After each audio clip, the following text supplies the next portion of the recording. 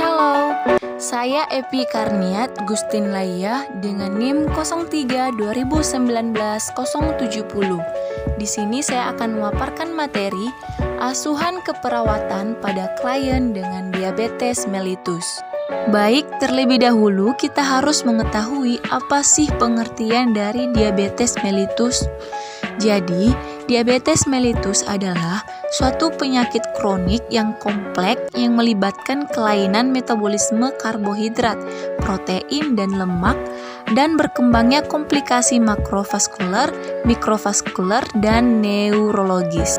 Selanjutnya, penyakit diabetes mellitus ini atau disingkat dengan penyakit DM dibagi menjadi 4 bagian. Yang pertama, DM tipe 1. Di mana DM tipe 1 ini adalah penyakit diabetes mellitus yang terjadi akibat kerusakan pada sel pembuat insulin. Sel dalam pankreas mengalami kerusakan sehingga terjadi penurunan insulin dan terjadi DM tipe 1.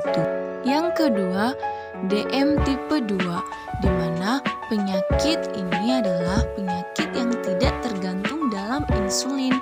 Artinya, DM tipe 2 ini tidak diakibatkan oleh kurangnya produksi insulin dalam tubuh. Yang ketiga, DM malnutrisi, di mana penyakit DM ini adalah penyakit diabetes yang diakibatkan oleh kekurangan gizi. Tidak hanya orang kurus, orang gemuk juga bisa terkena DM malnutrisi tersebut. Yang keempat, DM tipe lain, di mana penyakit DM tipe lain ini seperti penyakit pankreas, penyakit hormonal, dan obat-obatan yang bersifat sitotoksin terhadap sel-sel.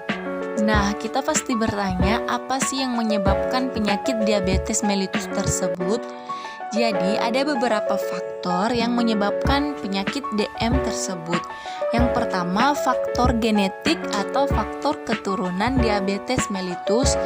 Yang kedua, karena disebabkan oleh faktor virus dan bakteri.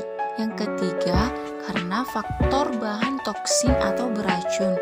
Yang keempat, karena faktor asupan makanan. Yang kelima, karena faktor obesitas retensi insulin paling sering dihubungkan dengan kegemukan atau obesitas. Berikutnya, gejala diabetes mellitus ini terbagi menjadi 2. Yang pertama, gejala akut, di mana gejala akut ini meliputi hipoglikemia, seterusnya ada ketoasidosis diabetik, dan koma hiposmoler non-kronik. Dan yang kedua, gejala kronik, di mana gejala kronik pada diabetes mellitus ini adalah terjadinya kesemutan, kulit terasa panas, kram, capek, mudah mengantuk, mata kabur, gatal di sekitar kemaluan, kemampuan seksual menurun atau bahkan impotensi. Selanjutnya, penata laksanaan penyakit diabetes mellitus, di mana yang pertama kita harus diet, kedua latihan, ketiga pemantauan kadar glukosa darah secara mandiri, keempat terapi jika diperlukan, dan yang kelima pendidikan. Baik, sekarang saya akan memaparkan contoh kasus asuhan keperawatan pada pasien diabetes mellitus. Kasus: seorang pasien bernama Tuan T dengan diagnosa medis diabetes mellitus, gangrene plus ulcus pedis, D plus S di ruang mawar merah putih lantai 1 RSUD Sidoarjo. Baik, yang pertama kita lakukan adalah pengkajian, di mana yang kita kaji terlebih dahulu itu keluhan utama dari pasien. Di mana keluhan utama dari pasien itu bisa kita baca di layar. Setelah itu, yang kedua kita mengkaji riwayat penyakit saat ini. Di mana riwayat penyakit pasien saat ini itu juga bisa kita lihat di layar. Kemudian kita kaji juga riwayat penyakit dahulu, di mana kita bisa melihatnya di layar. Dan setelah itu, kita melakukan pemeriksaan fisik kepada pasien. Pemeriksaan fisik yang dilakukan itu terdapat di layar, bisa kita baca sendiri. Setelah kita mengkaji pasien, sekarang kita memberi diagnosa keperawatan. Diagnosa keperawatan pada tinjauan kasus yang telah kita bacakan tadi adalah yang pertama, nyeri akut berhubungan dengan penyumbatan pembuluh darah. Kedua, hambatan mobilitas fisik berhubungan dengan luka gangrene. Ketiga, kerusakan integritas kulit berhubungan dengan tekanan akibat tirah baring.